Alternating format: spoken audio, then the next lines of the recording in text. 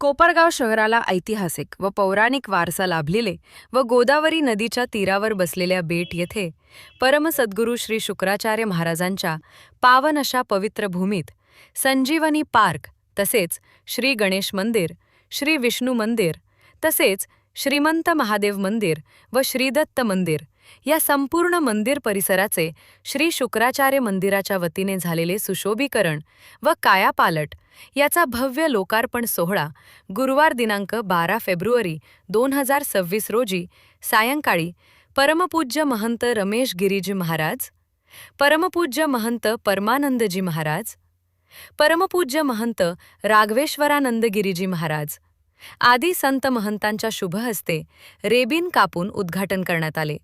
यावेळी सर्व संत महंतांच्या उपस्थितीत सर्व मंदिरांचे पूजन करण्यात आले।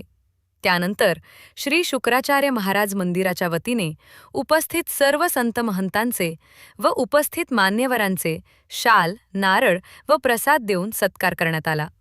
त्यानंतर उपस्थित श्री शुक्राचार्य महाराज मंदिराचे अध्यक्ष बाळासाहेब आव्हाड यांनी जीर्णोद्धार केलेल्या त्या मंदिरांची महती सांगताना म्हणाले, याला संजीवनी पहाड परिसर असं म्हटलं जातं। तसं पाहायला गेलं तिथे 6 मंदिरं आहेत।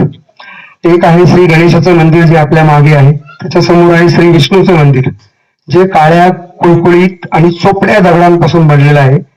ते मंदिर अतिशय पुरातन आहे आणि एक वास्तुकलेचा उत्कृष्ट नमुना आहे।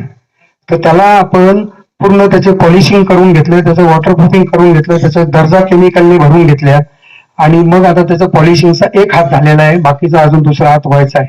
आणि आपण ज्याच्या समोर बसलेला आहोत हा अष्टकोनी हा संजीवनी पहाड आहे, पवित्र संजीवनी पहाड। म्हणजे आपल्या महाराजांकडे, शुक्राचार्य महाराजांकडे जो संजीवनी मंत्र होता भगवान महादेवांनी त्यांना दिलेला, त्या मंत्राचं प्रत्यक्षात उच्चारण या ठिकाणी झालेलं आहे। आणि ही इतकी पवित्र जागा आहे, आता मी महाराजांना मध्ये ते सांगत होतो, ही इतकी पवित्र जागा आहे की ज्या वेळेस कचदेव महाराजांच्या पोटात होते राखेच्या रूपामध्ये, त्यांना असुरांनी ठार मारल्यानंतर महाराजांनाच राखेच्या रूपामध्ये महाराजांनाच ती राक्षा प्राशन करवली होती। आणि मग तो मंत्र फक्त महाराजांना अवगत असल्यामुळे त्यांनी तो मंत्र देवयानीला शिकवण्याचं ठरवलं की हा मंत्र मी तुला शिकवतो, मग कचेश्वर महाराज पोट फाडून बाहेर आल्यानंतर तुम्ही दोघांनी मिळून तो मला परत जिवंत करा, असं ते हे होतं। म्हणून तो प्रत्यक्षात तो मंत्र इथे महाराजांनी देवयानीला शिकवला। इतकी पवित्र जागा ही आहे आणि तो पवित्र मंत्र महाराजांनी देवयानीला शिकवत असताना कचदेवानी तो पोटातच ग्रहण केला। म्हणजे त्या असुरांनी रचलेल्या कटातून कचदेवाच्या मार्फत सर्व देवी देवतांना तो मंत्र प्राप्त झाला। कचदेवाला मिळाला म्हणजे देवांना मिळाला, तो मंत्र प्राप्त झाला। त्यामुळे सर्व 33 कोटी देवांनी वरतून त्यांच्यावर पुष्पवृष्टी केली। प्रत्यक्षात देवादिदेव महादेव इथं अदृश्य रूपात आले होते, त्यांना आशीर्वाद देण्यासाठी आले होते। म्हणजे इथं 33 कोटी देवांचा वास या ठिकाणी आहे। प्रत्यक्ष संजीवनी मंत्राचं उच्चारण या ठिकाणी झालेलं आहे। इतकी पवित्र जागा ही आहे आणि हिला सेवा घालण्याची प्रथा आहे, आपले मनोकामना मागण्याची प्रथा आहे। इतकं पवित्र स्थान ते आहे। त्यानंतर संजीवनी पहाडाच्या समोरच एक कार्तिक स्वामींचं मंदिर आहे, छोटे काणी आहे। तिथे शिवलिंगाच्या स्वरूपात छोटीशी मूर्ती होती, ती पण भंग झालेली होती। आपण ती मूर्ती आता महाराजांच्याच असते, त्याचा दंभ काढून प्राण त्याच्यामध्ये आणलेले आहेत आणि नवी मूर्ती आपण तिथं स्थापन केलेली आहे, तिला कलर वगैरे पण दिलेला आहे। समोर जे आहे हे दत्त मंदिर आहे।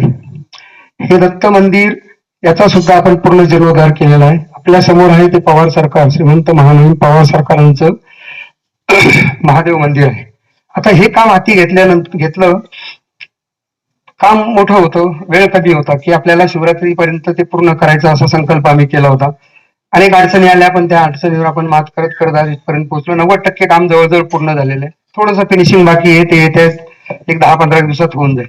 त्यानंतर परमपूज्य रमेश गिरीजी महाराज मार्गदर्शन करताना म्हणाले, अनेक वर्षापासून आणि या ठिकाणी राष्ट्रसंत सद्गुरू जनार्दन स्वामी मौनगिरीजी महाराज आणि यांची समाधी झाली। तत्पूर्वीही त्यांचं वास्तव्य या परिसरात झालं आणि त्यांनी जी काही नित्य नियम विधी केली आहे, त्या नित्यनिधी म्हणजे एक छोटासा ग्रंथ आहे आणि त्याच ग्रंथामध्ये आणि सर्व आणि शास्त्र, पुराण, वेद त्याचाही समावेश आहे आणि त्या समावेशामधून मृत संजीवनी मंत्राचाही समावेश आहे. आणि असा श्री शुक्रोपासित मंत्रस्य म्हटलं आहे. शुक्राचार्याने जो काही मंत्र जपला आहे आणि त्या जपाचंही सद्गुरु जनार्दन स्वामी आश्रम समाधी स्थान या ठिकाणी रोज जो पहाटी विधी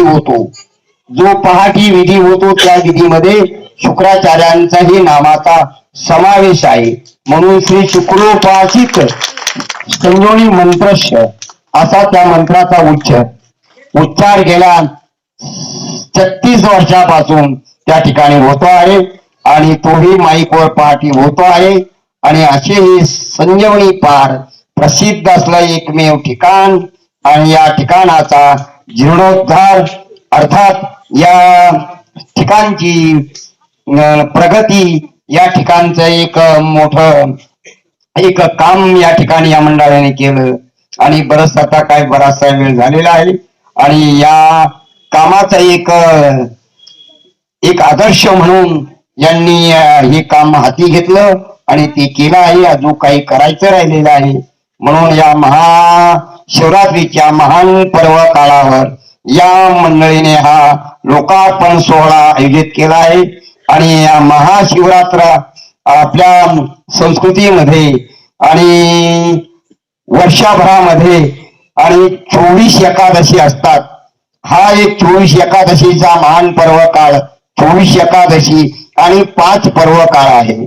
आणि त्या 5 पर्व कालापैकी आणि एक रामनवमी उत्सव, एक कृष्ण जन्माष्टमी उत्सव, एक वामन जयंती, एक नरसिंह जयंती आणि एक महाशिवरात्र असे शैव आणि वैष्णवांच्या दृष्टीने 24 एकादशी आणि 5 हे महान पर्व काळ आणि विशेष महत्वाचे मानले आहे. आणि अशा त्या महान पर्व काळाच्या अंतर्गत आणि आता परवा येणाऱ्या महाशिवरात्रीच्या पर्व काळावर आपल्याला सर्वांना आमंत्रित केला आहे. हा उत्सव अर्थात लोकार्पण सोहळा या ठिकाणी झालेला आहे. या प्रसंगी परमपूज्य परमानंदजी महाराज भाविक भक्तांना मार्गदर्शन करताना म्हणाले, अर्थात गोदावरीच्या तटावरील आज परम सद्गुरू शुक्राचार्य या पवित्र भूमीमध्ये संजीवनी पाराच्या या पवित्र पावन परिसराचा जीर्णोद्धार आणि त्या माध्यमातून आजचा लोकार्पण सोहळा महाशिवरात्रीच्या पूर्व काळामध्ये या ठिकाणी राष्ट्रसंत सद्गुरू जनार्दन स्वामी आश्रमाचे मठाधिपती परमपूज्य सद्गुरू रमेशगिरीजी महाराज, संत राघवेश्वरानंद गिरीजी महाराज, संत साधनानंदजी महाराज, संत सेवादासजी महाराज आदी सर्व महात्म्यांच्या पावन सानिध्यामध्ये या समस्तांच्या करकमलाद्वारे या ठिकाणी संपन्न झालेला आहे. अतिप्राचीन कालापासून असलेली पारंपरिक ही आख्यायिका आणि त्या अनुषंगानं संजीवनी मंत्र ज्या ठिकाणी भगवान शिवाच्या असीम कृपा प्रसादाने या पवित्र भूमीमध्ये प्रथमतः या ठिकाणी उद्घोषित केला गेला, त्याचा जप झाला. असा हा पावन असणारा संजीवनी पार आणि त्या पवित्र परिसराचं या ठिकाणी नूतनीकरण करून आज हा संपूर्ण परिसर समस्त भक्तजनांसाठी या ठिकाणी देवस्थानाच्या वतीने या ठिकाणी समर्पित करण्यात आलेला आहे. देवस्थानचे अध्यक्ष बाळासाहेबजी आव्हाड असे त्यांचे सर्व सहकारी, ग्रामस्थ आणि श्रद्धाळू भाविकांनी आपल्या योगदानातून या सर्व नूतनीकरणासाठी तन मन धन अर्पण करून हा परिसर निश्चितच येणाऱ्या भविष्य काळामध्ये सर्व भाविकांना लक्ष वेधून घेऊन स्वतःच्या जीवनामध्ये खऱ्या अर्थानं आपल्या आत्मिक उत्थानासाठी या ठिकाणी फलदायी ठरणार आहे. यावेळी बेट परिसरासह कोपरगाव पंचक्रोशीतील भाविक भक्तांसह मंदिराचे सर्व ट्रस्टी व पुजारी तसेच सर्व हितचिंतक यावेळी मोठ्या संख्येने उपस्थित होते. प्रतिनिधी बिपिन गायकवाड, महाराष्ट्र माझा न्यूज, कोपरगाव.